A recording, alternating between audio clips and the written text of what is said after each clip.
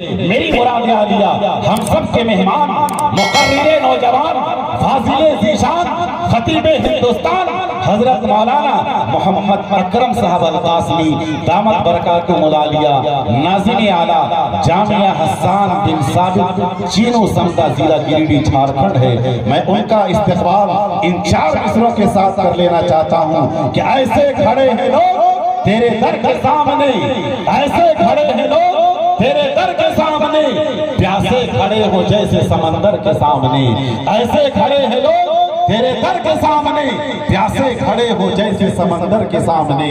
اے وقت اب تو ہوگا کانٹے کا مقابلہ، میں خیر لا رہا ہوں تیرے شر کے سامنے.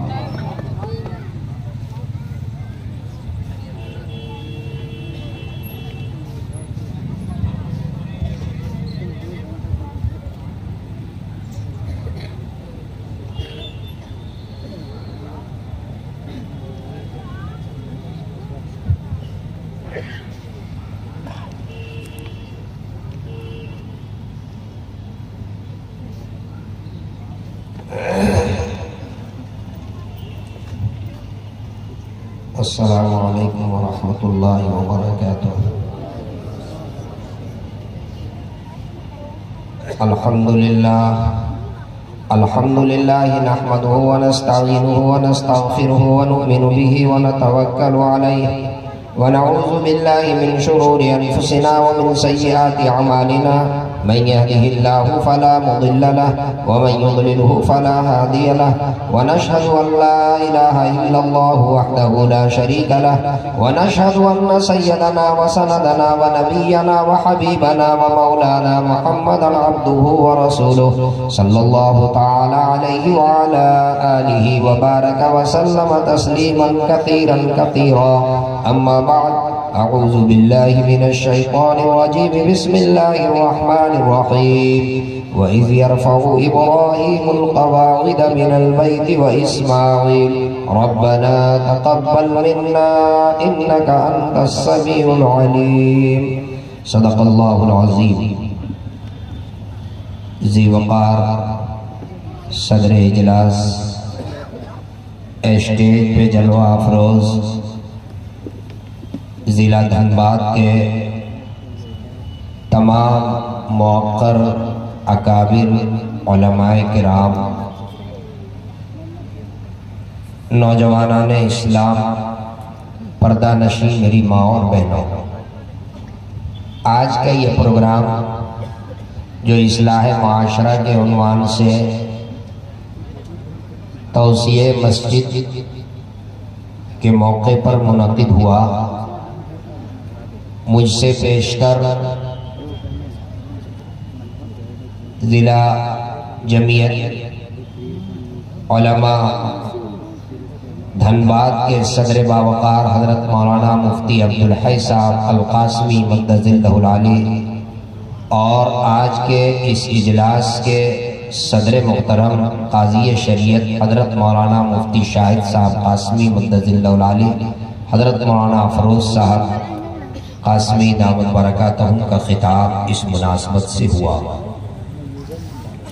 اور ہمارے اکابر علماء استاد الاساتذہ حضرت مولانا ابراہیم صاحب قاسمی تشریف رکھتے ہیں، اور استاد العلماء حضرت مولانا اسحاق صاحب قاسمی مقدس اللہ العالی جو رابطہ مدارس عربیہ جھارکھنڈ کے صدر محترم ہیں، وہ بھی اسٹیج پہ ہیں. دل صاحب ابھی اشعار پڑھ رہے تھے مسجد کے چندے کی مناسبت سے، اور صدر محترم حضرت قاضی صاحب نے خطاب فرماتے ہوئے اخیر میں مسجد کے آبادی سے متعلق تعمیر کے ساتھ مسجد کی آباد کرنے کی فکر اور مسجد کے امام کا مقام، اس پر مختصر روشنی ڈال رہے تھے. مجھے ان کی گفتگو سننے کے بعد ایک لطیفہ یاد آیا. میں اپنی گفتگو یہیں سے شروع کروں، اور بہت کم وقت ہے، بہت اختصار کے ساتھ چند منٹ میں اپنی بات پیش کر کے اور جو مقصد ہے میں اس کو آپ کے سامنے واضح کروں گا. ایک گاؤں میں مسجد بنی، مسجد تو بن گئی، لیکن اتفاق یہ ہوا کہ مسجد میں کوئی اذان پڑھنے والا نہیں تھا۔ دل صاحب، مسجد تو بن گئی، کوئی اذان دینے والا نہیں، اذان پڑھنے والا نہیں۔ اتفاق سے ایک اجنبی مسافر مولوی صاحب ادھر سے گزر رہے تھے، انہوں نے سوچا کہ ظہر کا وقت ہوا ہے، چل کر نماز پڑھیں۔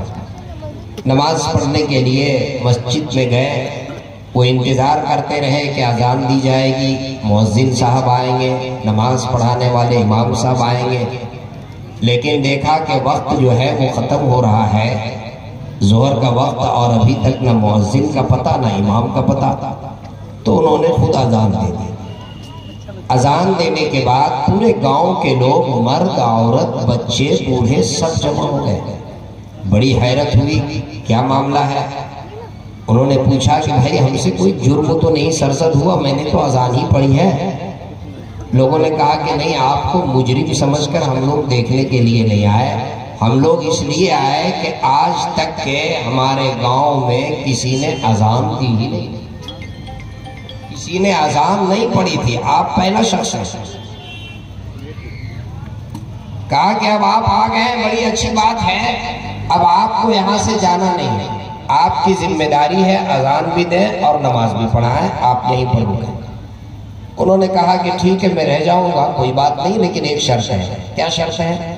شرط یہ ہے کہ آپ سب کو نماز میں آنا پڑے گا، سب کو نماز پڑھنا پڑے گا، اگر سب نماز پڑھیں گے تو میں رہ جاؤں گا۔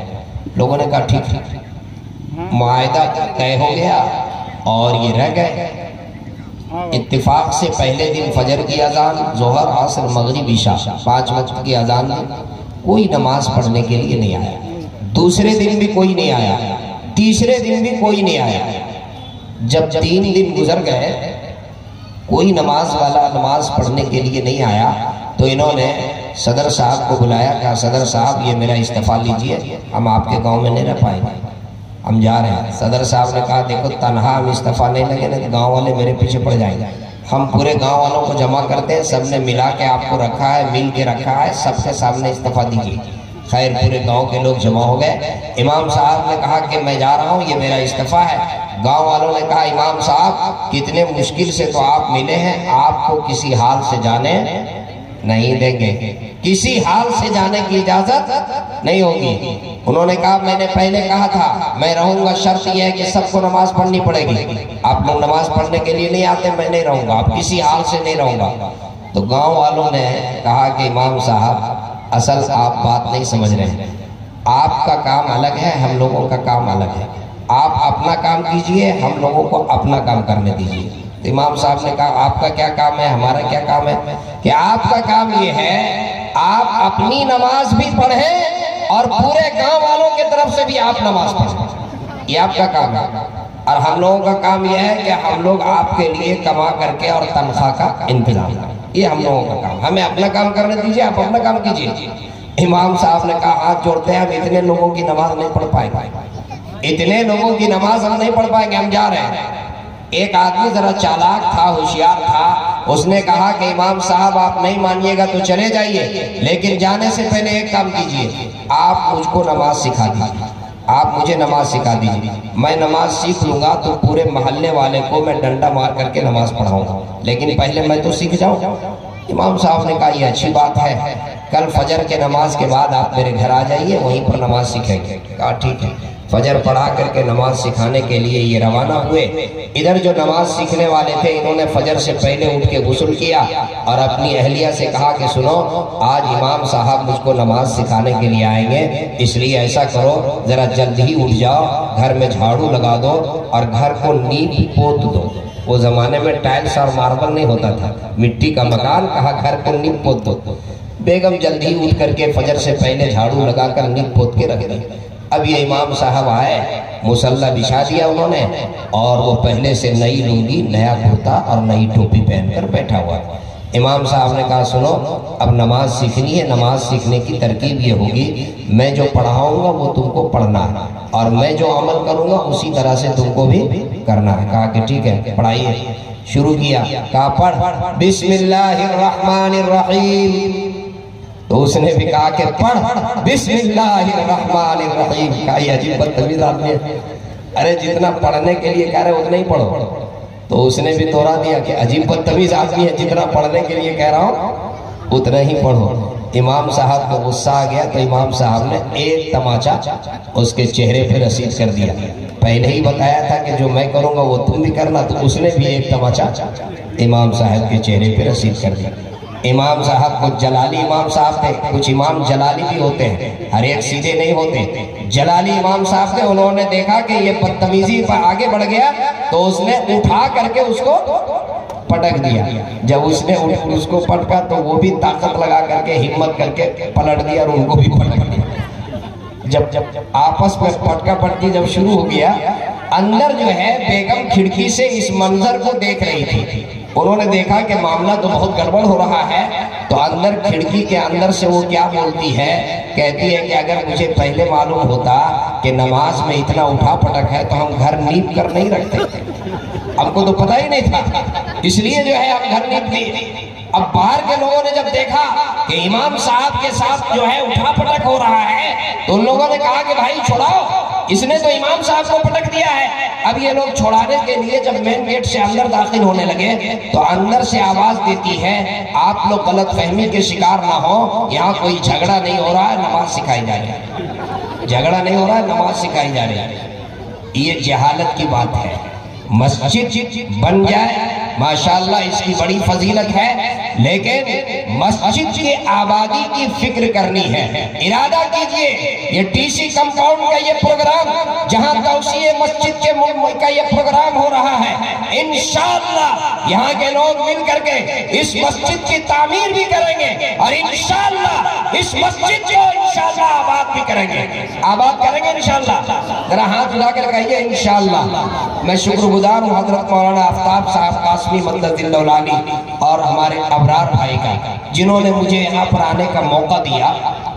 میں علماء کرام کی موجودگی میں آپ سے عرض کروں بہت اختصار کے ساتھ، آپ میری بات سنیں، لیکن اس سے پہلے آپ اس بات کا عزم کریں کہ جو بات یہاں سے کہی جائے گی، جو پیغام یہاں سے دیا جائے گا، انشاءاللہ اس پہ سب کے سب عمل کریں گے. عمل کریں گے انشاءاللہ. ایک موقع پر پیارے آقا جناب محمد رسول اللہ صلی اللہ علیہ وسلم مسجد نبوی میں تشریف فرما تھے. صحابہ کرام رضوان اللہ تعالی علیہ اجمعین بھی آپ کی مجلس میں موجود تھے. پیارے آقا صلی اللہ علیہ وسلم نے صحابہ کرام کی موجودگی میں خطاب فرمایا. آپ نے ارشاد فرمایا. آپ کا خطاب صحابہ کرام بھی سن رہے تھے اور حجرہ مبارکہ میں آپ کے ازواج مطہرات جو حجرہ مبارکہ میں موجود تھی وہ بھی آپ کا خطاب سن رہے تھے. پیارے آقا صلی اللہ علیہ وسلم قیامت کا منظر کشی فرما رہے تھے. قیامت کا دردناک منظر اور اس کی کیفیت کیا ہوگی، اس دن کا کیا معاملہ ہوگا، آپ صلی اللہ علیہ وسلم اس کو بیان فرما رہے تھے. جب آپ بیان سے فارغ ہوئے، آپ اپنے حجرہ مبارکہ میں تشریف لے گئے تو آپ نے دیکھا حضرت عائشہ صدیقہ رضی اللہ تعالی عنہ کے آنکھوں میں آنسو. حضرت عائشہ صدیقہ رضی اللہ تعالی عنہ رو رہی ہے. پیارے آقا صلی اللہ علیہ وسلم نے حضرت عائشہ کے آنکھوں میں آنسو دیکھ کر کے آپ نے دریافت فرمایا، عائشہ تمہارے آنکھوں میں آنسو کی وجہ کیا ہے، کس لیے تو رو رہی ہے، کیوں آنسو آیا؟ حضرت عائشہ صدیقہ رضی اللہ تعالی عنہ یہ کون ہے؟ یہ حضرت صدیق اکبر رضی اللہ تعالی عنہ کی صاحبزادی ہیں، امام الانبیاء سرور کونین صلی اللہ علیہ وسلم کی زوجہ محترمہ ہیں، ہم سب کی ماں ہیں.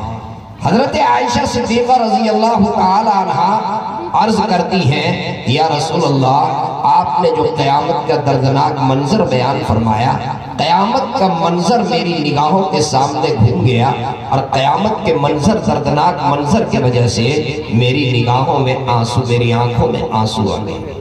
پیارے آقا صلی اللہ علیہ وسلم نے حضرت عائشہ کی بات سننے کے بعد جواب میں کیا ارشاد فرمایا؟ کیا آقا نے یہ ارشاد فرمایا کہ عائشہ رونے کی کیا ضرورت ہے، تمہیں گھبرانے کی کیا ضرورت ہے، تمہیں پریشان ہونے کی کیا ضرورت ہے، تم تو صدیق اکبر کی بیٹی ہو، تم تو امام الانبیاء کی بیوی بیوی ہو، تمہیں پریشان ہونے کی کیا ضرورت ہے؟ آقا نے یہ نہیں فرمایا، بلکہ آقا نے کیا فرمایا؟ آقا نے فرمایا کہ ہاں عائشہ، قیامت میں 3 ایسے موقع ہوں گے جس میں ہر ایک کو اپنی فکر ہوگی، نفسی نفسی کا عالم ہوگا، کوئی کسی کا پرسان حال نہیں ہوگا۔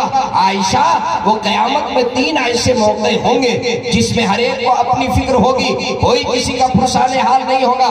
والدین اپنی اولاد کی خبرگیری نہیں لیں گے، والدین والدین کی خیریت معلوم کرنے کے لیے روادار نہیں ہوں گے۔ وہ والدین جو اپنی اولاد کے لیے پوری زندگی محنت کرتے ہیں، پوری زندگی اپنی اولاد کے لیے تگ و دو کرتے ہیں، پوری زندگی اپنی اولاد کے لیے کماتے ہیں، اپنی اولاد کی زمین، اپنی اولاد کا مکان، اپنی اولاد کی دکان، اپنی اولاد کی جائیداد، اپنی اولاد کی بیلنس کے لیے کبھی کبھی حلال اور حرام میں بھی تمیز نہیں کرتے۔ علماء کی موجودگی میں بیان کر رہا ہوں، جو والدین اپنی اولاد کے لیے ایسی دنیا میں محنت کر رہے تھے، کل قیامت کے دن جب میدان محشر برپا ہوگا، اولین اور آخرین کا اجتماع ہوگا، وہاں کالا بھی ہوگا، گورا بھی ہوگا، امیر بھی ہوگا، غریب بھی ہوگا، دولت والا بھی ہوگا، فقیر بھی ہوگا، دھنباد والا بھی ہوگا، جھارکھنڈ والا بھی ہوگا، ملک ہندوستان والا بھی ہوگا، پوری دنیا کے لوگ ہوں گے۔ وہاں پر جب اولاد کی ملاقات اپنے والدین سے ہوگی، وہ اولاد اپنے والد کی خیریت معلوم کرنے کے لیے روادار نہیں ہوگی، وہ اولاد اپنے والد کی خیریت بھی معلوم کرنے کے لیے تیار نہیں۔ جس اولاد کے لیے آج ہم اپنا پیسہ خرچ کرنے سے ترک کرتے ہیں، جس اولاد کے لیے ہم اپنا بنگلہ 50 لاکھ کا بنا رہے ہیں، جس اولاد کے لیے ہم کروڑوں کی زمینیں خرید رہے ہیں، آپ پوچھ لیجیے علماء کی موجودگی میں میدان محشر میں جب نفسی کا عالم ہوگا، وہ اولاد اپنے والدین کی خیریت بھی معلوم کرنے کے لیے تیار نہیں۔ ان کے پاس اتنی مہلت نہیں، ایک نیکی کی ضرورت پڑ جائے گی، وہ اولاد ایک نیکی دینے کے لیے تیار نہیں ہو۔ پیارے آقا صلی اللہ علیہ وسلم نے یہی تو ارشاد فرمایا۔ آقا نے فرمایا عائشہ سنو، قیامت میں 3 ایسے موقع ہوں گے جس میں ہر ایک کو اپنی فکر ہوگی، کوئی کسی کا پرسان حال نہیں ہوگا۔ میرے پاس تو ابھی وقت نہیں ہے کہ میں اس 3 موقع کو بیان کروں اور اس کی تیاری کیا ہے، وہاں پر کیسے کامیابی ملے گی، میں اس کو بیان کروں، اس کا موقع نہیں ہے۔ لیکن صرف ایک اس میں سے میں بیان کر کے آپ سے ایک درخواست کروں گا۔ اللہ کے رسول صلی اللہ علیہ وسلم نے ارشاد فرمایا، عائشہ وہ پہلا موقع جب اللہ کے جانب سے، پروردگار عالم کے جانب سے، احکم الحاکمین کے جانب سے پہلا اعلان ہوگا میرے بندوں کے اعمال کو میزان عمل پہ رکھو اور اس کو تولو۔ فرشتوں کو اللہ حکم دیں گے، میرے بندوں کے اعمال کو میزان عمل پہ رکھو اور اس کو وزن کرو۔ جس وقت اللہ کی طرف سے یہ اعلان ہوگا اور بندوں کے اعمال میزان عمل پہ تولے جائیں گے، اس وقت ہر ایک نفسی کے عالم میں ہوگا، ہر ایک کو اپنی فکر ہوگی، ہر ایک کو اس بات کی فکر ہوگی کہ آیا میرے نیکیوں کے ترازو کا پلڑا بھاری ہوگا یا گناہ کے ترازو کا پلڑا بھاری ہوگا۔ جن کے نیکیوں کے ترازو کا پلڑا بھاری ہو وہ کامیاب، اور جن کا گناہ کے ترازو کا پلڑا بھاری ہوگا وہ ناکام ہو جائے گا۔ میرے بھائیوں، اگر ہم اور آپ یہ چاہتے ہیں کل قیامت کے دن میدان محشر میں جب احکم الحاکمین کے جانب سے یہ اعلان ہوگا کہ بندوں کے اعمال کو میزان عمل پہ رکھو اور اس کو تولو، جب اعمال کے وزن کا اعلان ہوگا، اگر ہم اور آپ یہ چاہتے ہیں کہ کل قیامت کے دن نیکیوں کے ترازو کا پلڑا بھاری ہو، تو آج سے 2 کام کرنا ہے، بس صرف 2 کام۔ انشاءاللہ اگر آپ نے یہ عزم کر لیا اور اس 2 کام کو آپ نے اپنے پلے سے باندھ لیا اور اس کا آج سے اگر آپ نے اس پر استقامت کا ثبوت دیا، تو اللہ کی ذات عالی سے مجھے امید ہے کل قیامت کے دن میدان محشر میں انشاءاللہ نیکیوں کے ترازو کا پلڑا بھاری ہوگا۔ کتنے لوگ چاہتے ہیں کہ کل قیامت کے دن نیکیوں کے ترازو کا ہمارا پلڑا بھاری ہو؟ کتنے لوگ؟ ذرا ہاتھ تو اٹھائیے، ہاتھ اٹھانے میں ہچکچائیے مت۔ ماشاءاللہ سب لوگ چاہتے ہیں۔ اگر آپ چاہتے ہیں تو نسخہ لے لیجئے تیاری کا۔ پہلا نسخہ یہ ہے، ہر نیک عمل کرنے سے پہلے، پہلا کام، ہر نیک عمل کرنے سے پہلے اپنی نیت کو درست کیجیے۔ ابھی آپ ایک نیک عمل کرنے جا رہے ہیں، بہت مضبوط، بہت بڑا عمل، اللہ کے گھر کی تعمیر، اللہ کے گھر کی تعمیر، بہت بڑا عمل جس کی بڑی فضیلت آئی ہے۔ ابھی علماء کرام نے آپ کے خطاب میں، اپنے قیمتی خطاب میں اس جانب توجہ دی، لیکن میرے بھائیوں ہماری نیت درست ہونی چاہیے۔ مسجد ہم کس لیے بنا رہے ہیں؟ یہ نیک عمل ہم کس مقصد کے لیے کر رہے ہیں؟ نماز پڑھ رہے ہیں، نماز کس مقصد کے لیے؟ روزہ کس مقصد کے لیے؟ زکوٰۃ کس مقصد کے لیے؟ حج کس مقصد کے لیے؟ صدقہ خیرات کس مقصد کے لیے؟ کہیں نماز ہم اس لیے تو نہیں پڑھ رہے کہ لوگ ہمیں نمازی کہیں، کہیں روزہ اس لیے تو نہیں رکھ رہے کہ لوگ ہمیں روزے دار کہیں، کہیں مسجد اس لیے تو نہیں بنا رہے کہ لوگ ہمیں بہت بڑا دیالو کہیں، کہیں اس لیے حج کو ہم نہیں کر رہے کہ لوگ ہمیں حاجی صاحب کہیں۔ نہیں، اگر یہ مقصد ہوگا، اگر نیت کے نمو ہو، اگر نیت کے ریا ہو، کل قیامت کے دن اس عمل کے اندر کبھی بدن نہیں پیدا ہو سکتا ہے۔ جس عمل کے اندر بھی ریا ہو، جس عمل میں نیت اللہ کی رضا نہ ہو۔ اس لیے میرے بھائیوں آج سے یہ طے کیجئے ہر نیک عمل اللہ کی رضا کے واسطے کریں گے، اللہ کو خوش کرنے کے واسطے کریں گے۔ انشاءاللہ اگر ہمارا عمل اللہ کی رضا کے واسطے ہوگا، اللہ کو خوش کرنے کے واسطے ہوگا، تو انشاءاللہ ہمارے عمل کے اندر وزن پیدا ہوگا اور کل قیامت کے دن نیکیوں کے ترازو کا پلڑا بھاری ہوگا۔ کریں گے انشاءاللہ۔ اور ایک کام اور کر لیں، اس دنیا سے جانے سے پہلے ہر آدمی اس بات کا استحضار پیدا کرے، اس دنیا سے جانے سے پہلے اس بات کو یقینی بنائے کہ کل دنیا سے جانے سے پہلے کسی کا حق لے کر اس دنیا سے نہیں جائیں گے، صاحب حق کو اس کا حق ادا کر کے جائیں گے۔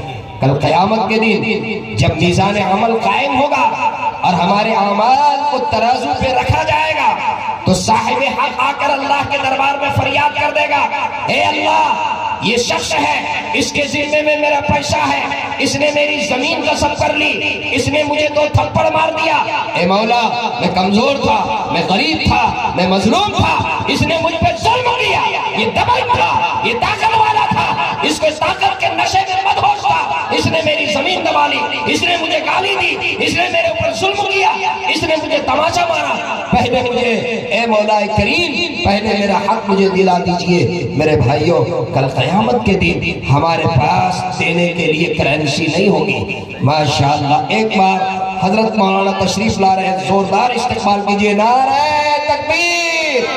حضرت مولانا عرفان صاحب مبلغ دارالعلوم دیوبند، ماشاءاللہ ماشاءاللہ۔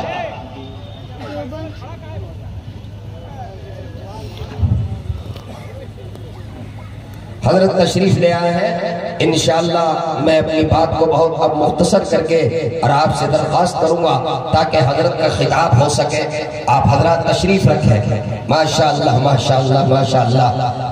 تو میں نے یہ عرض کیا آپ اس بات کا عزم کیجئے کہ انشاءاللہ یہ 2 بات ارادہ کیجئے، انشاءاللہ ہر عمل اللہ، ہر نیک عمل اللہ کی رضا کے واسطے کریں گے اور اس دنیا سے جانے سے پہلے صاحب حق کو اس کا حق دے کر اس دنیا سے جائیں گے۔ کریں گے ایسا انشاءاللہ ماشاءاللہ ماشاءاللہ۔ حضرت مولانا تشریف لے آئے۔ اب میں آپ کی خدمت میں ایک بات عرض کروں، مسجد یہ کہاں بنتی ہے؟ کہ ہر جگہ مسجد بنتی ہے؟ مسجد کس زمین پہ بنتی ہے؟ مسجد اس زمین پر بنتی ہے جس زمین کا انتخاب مسجد کے لیے اللہ کرتا ہے، جس زمین کو اللہ چن لیتا ہے مسجد کے لیے اس جگہ پہ مسجد بنتی ہے۔ ذرا میرے طرف توجہ کیجئے، کڑھائی آنے دیجئے، ادھر توجہ کیجئے۔ مسجد اس جگہ بنتی ہے جس جگہ کا انتخاب اللہ رب العزت اپنی مسجد کے لیے، عبادت کے لیے جس جگہ کا انتخاب کر دے مسجد کے لیے، اس جگہ پہ مسجد بنتی ہے۔ اور سنیے، کیا مسجد میں سب کے پیسے لگتے ہیں؟ رکھ دیجئے ماشاءاللہ، ادھر ہی رکھ دیجئے۔ مسجد میں سب کے پیسے لگتے ہیں؟ آپ لوگ کہیں گے مولانا یہ کیسا سوال کر رہے ہیں، پیسہ جو دے گا اس کا پیسہ لگے گا؟ ہاں، مسجد میں اسی کا پیسہ لگتا ہے اللہ جسے توفیق دیتا ہے۔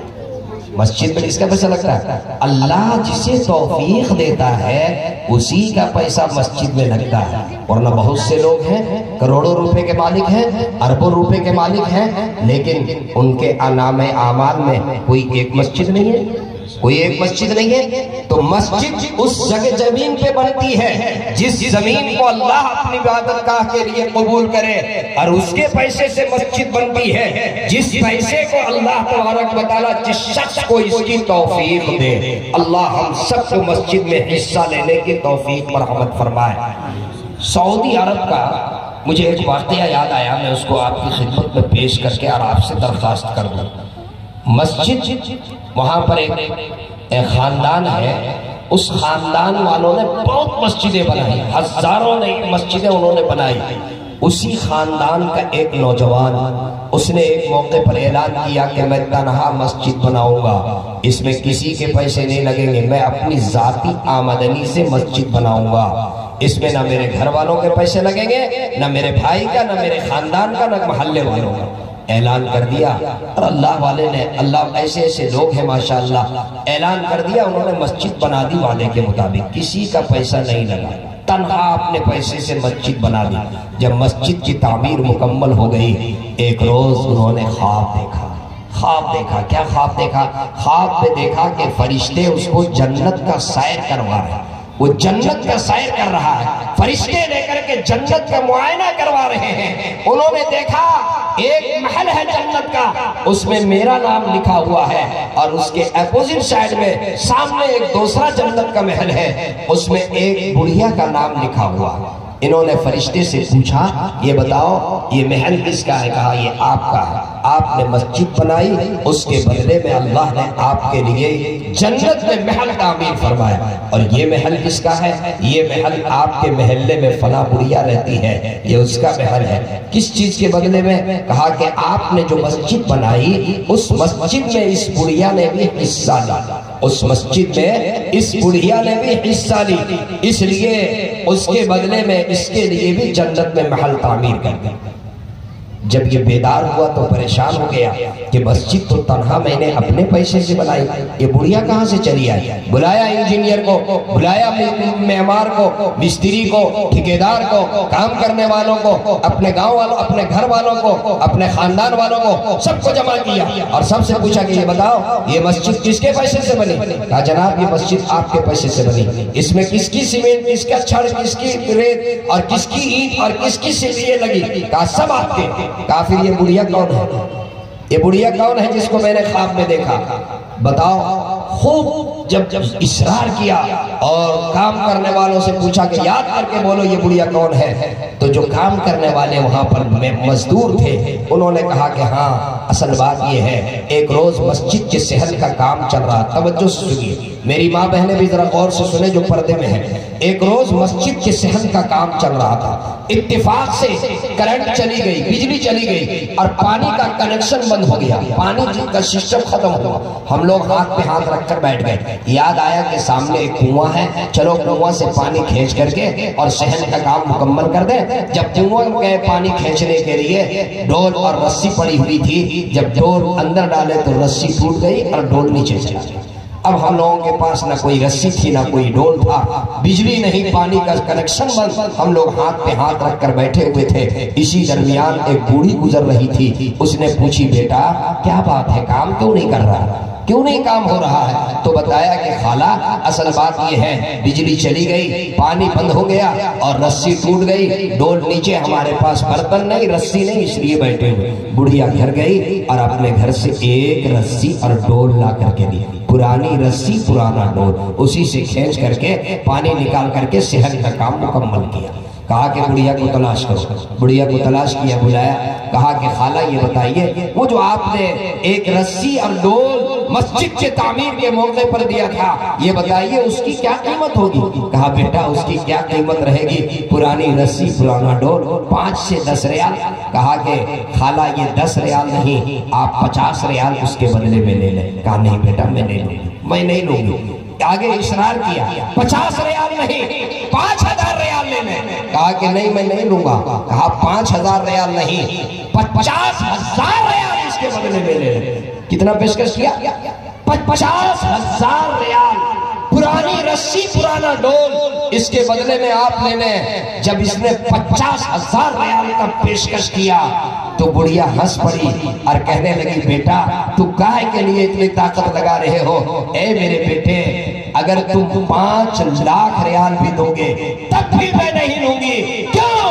اس لیے کہ جس خواب کو دیکھ کر کے تم اس کی کوشش کر رہے ہو وہ خواب میں نے بھی دیکھی، وہ خواب میں نے بھی دیکھی۔ میری ماں بہنیں پردے میں ہیں، مجھے بتایا گیا اے میری ماں اور بہنوں ایک رسی دینے کے وجہ سے، ایک ڈول ایک برتن دینے کے وجہ سے اللہ کے گھر میں اللہ اس کے لیے جنت میں محل تعمیر کرتا ہے اور بسا اوقات دنیا ہی میں اسے دکھلا دیتا ہے۔ اے میری ماں بہنوں آج یہ ٹیسی کمپاؤنڈ کی مسجد میں بڑی ذمہ داری سے کہتا ہوں ہماری مائیں ایسی ہیں انشاءاللہ کبھی بھی تاریخ اسلام اٹھا کر کے دیکھ لیجئے مردوں کے ساتھ ہماری عورتیں کھڑی رہی ہیں، مردوں کے ساتھ ہر چیلنجز سے مقابلہ ہماری ماں نے اور ہماری بہنوں نے اور ہماری بیٹیوں نے کیا ہے، اور ہر موقع پر مردوں کے ساتھ عورتیں آگے بڑھ کر کے اور عورتوں نے اس پہ آگے بڑھ کر کے حصہ لی ہے۔ مجھے امید ہے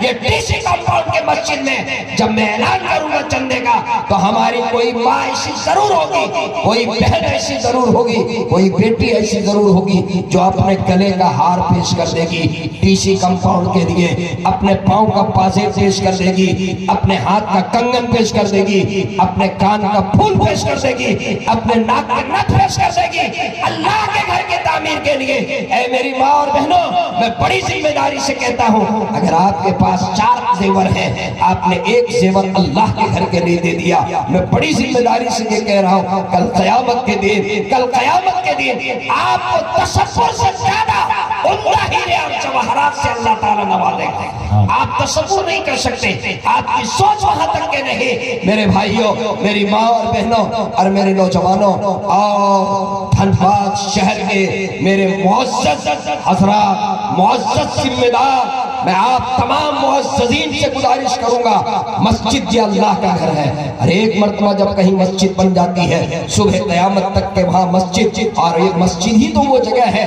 جہاں پر ابھی دن صاحب شعر پڑھ رہے تھے کہ روز جنت بھتی نہیں ہے، ابھی دن صاحب پڑھ رہے تھے کہ مؤذن اذان دیتا ہے نام پکار کر کے نہیں دیتا، ایک مؤذن جب مسجد سے اللہ اکبر کی صدا بلند کرتا ہے وہ آواز رکشہ چالک کے کان پر ٹکراتی ہے، رکشہ چالک اپنے رکشے کو بند کر دیتا ہے، ایک ڈرائیور کے کان تک ٹکراتی ہے، ڈرائیور اپنی گاڑی کو روک دیتا ہے، اور کھیت میں کام کرنے والا ہل چلانے والا جب اس تک کے وہ آواز پہنچتی ہے تو وہ اپنے ہل کو روک دیتا ہے، اور ایک بادشاہ جو تخت سلطنت پر بیٹھ کر کے اور وہ لکھ رہا ہے وہ فیصلے کر رہا ہے جب اس کے کان سے آواز ٹکراتی ہے تو وہ بادشاہ بھی اپنے تخت سلطنت سے نیچے اترتا ہے، وزیر بھی نیچے اترتا ہے، ہل چلانے والا بھی چلتا ہے، رکشہ چالک بھی چلتا ہے، مزدور بھی چلتا ہے، امیر بھی چلتا ہے، غریب بھی چلتا ہے۔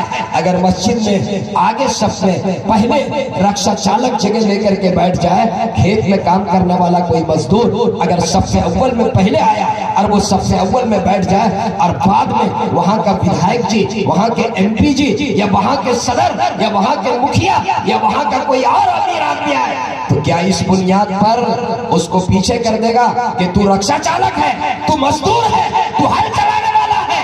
نہیں، یہ مسجد ہے، یہاں امیری اور غریبی نہیں چلتی، یہاں بادشاہی اور فقیری نہیں چلتی، یہاں حسب اور نسب نہیں، یہاں ذات اور برادری نہیں، ایک ہی سب سے کھڑے ہو گئے سبھی محمود و عیاض، نہ کوئی بندہ رہا نہ کوئی بندہ نواز۔ یہ اللہ کا گھر ہے، اللہ کا گھر ہے۔ اللہ کے گھر میں اگر پیسہ آپ دیں گے، میں نے تو ایک واقعہ سنا ہے اور علماء کرام نے حدیث سنائی، من بنا للہ مسجدا بنا اللہ لہ بیتا فی الجنہ، جو اللہ کا گھر بنائے اللہ اس کے لیے جنت میں محل تعمیر۔ یہ کون کہہ رہے ہیں؟ کیا علماء کرام کہہ رہے ہیں؟ یہ علماء کرام کا قول ہے؟ جی نہیں، یہ صادق و مصدوق جن سے سچا اس ہوئے زمین پر کوئی نہیں، پیارے آقا جناب محمد رسول اللہ صلی اللہ علیہ وسلم کا ارشاد گرامی ہے، جو اللہ کا گھر بناتا ہے اللہ اس کے لیے جنت میں محل تعمیر کرے گا۔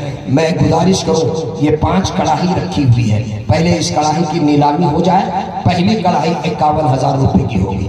پہلی کڑاہی، وہ کون خوش نصیب ہے، وہ کون بہادر ہے، وہ کون جان باز ہے، وہ کون مجاہد ہے جو ٹی سی کمپاؤنڈ کے اس مسجد کے کے لیے پہلی کڑھائی اپنے نام کرے گا، وہ اس شہر دھنباد کا کون معزز شخصیت ہے، میں جاننا چاہتا ہوں، وہ اپنے نام کا اعلان کر دیں۔ پہلی کڑھائی سرکاری ریٹ 51,000 روپے، 51,000۔ نعرہ تکبیر، ماشاءاللہ، تشریف لائیں۔ طارق حیدر صاحب نائب صدر ہیں، نائب سیکریٹری ہیں، ماشاءاللہ آپ یہی رہیں گے، 2 منٹ رک جائیں۔ ماشاءاللہ کیا کہنے طارق بھائی، ماشاءاللہ طارق ایوبی کی صفت اللہ پیدا فرما دے، ماشاءاللہ ماشاءاللہ ماشاءاللہ۔ طارق صاحب نے 51,000 روپے پہلی کڑھائی کا اعلان کیا، لیکن نیلامی کا مطلب یہ ہوتا ہے وہ طارق صاحب کو ابھی پہلی کڑھائی ہم نہیں دے سکتے، کوئی اور شخص ہوگا مرد مجاہد جو اس پہ بولی لگائے اور کہے کہ نہیں مولانا میں اس سے بڑھ کر کے دوں گا، اگر اس سے بڑھ کر کے کوئی دے گا تو پہلی کڑھائی ان کو مل جائے گی۔ نیلامی کا یہ مطلب ہوتا ہے، کون ہے مرد مجاہد جو 51,000 سے اوپر دینے کا وعدہ کرے؟ 51 سے اوپر، ابھی نیچے والے ذرا رک جائے، 51 سے اوپر۔ طارق صاحب نے 51,000 روپے اعلان کیا پہلی کڑھائی کے لیے۔ ہے کوئی بہادر آدمی اللہ کے گھر کے لیے ہم اپنا مکان 51 لاکھ کا بنا سکتے ہیں جس پہ اللہ کا کوئی وعدہ نہیں، اللہ کا گھر جس پہ اللہ کا وعدہ ہے؟ کیا آج میں بڑی امید یقین سے کہہ رہا ہوں ایسے لوگ بھی ہیں یہاں پر ماشاءاللہ جو دلہا کسی کمپاؤنڈ کی مسجد کو بنا سکتے ہیں۔ چندہ کرنے کی ضرورت نہیں، اعلان کرنے کی ضرورت نہیں، کہاں ہے وہ مجاہدین؟ آگے آگے یہ دیکھیے ماشاءاللہ، ایک بلایا 3 آئے، آئیے سامنے بولیے ماشاءاللہ کتنا؟ 1,61,000۔ دوسرے آ جائیے 61,000۔ ماشاءاللہ وہ آپ کو لے کر آ رہے تھے ماشاءاللہ لاؤ لشکر کے ساتھ، ماشاءاللہ کیا نام ہے؟ جناب محمد گلزار خان صاحب، ماشاءاللہ خان ہے تو بہت بات، کیا کہنا ہے ماشاءاللہ۔ 65,000۔ کیا نام ہے؟ محمد آفاق انصاری، ماشاءاللہ خان صاحب نے کہا 61 تو ہمارے آفاق انصاری بھائی نے کہہ دیا 65۔ ماشاءاللہ ماشاءاللہ کیا کہنے۔